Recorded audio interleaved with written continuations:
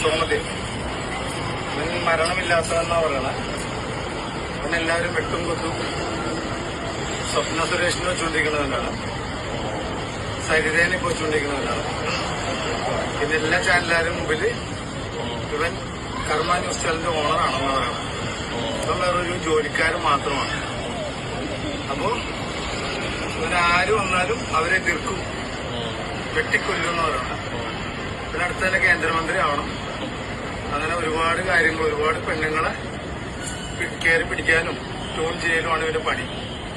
അപ്പൊ ഇവര് വീടും കുടുംബവും ഭാര്യ മക്കളൊന്നുമില്ല. അപ്പൊ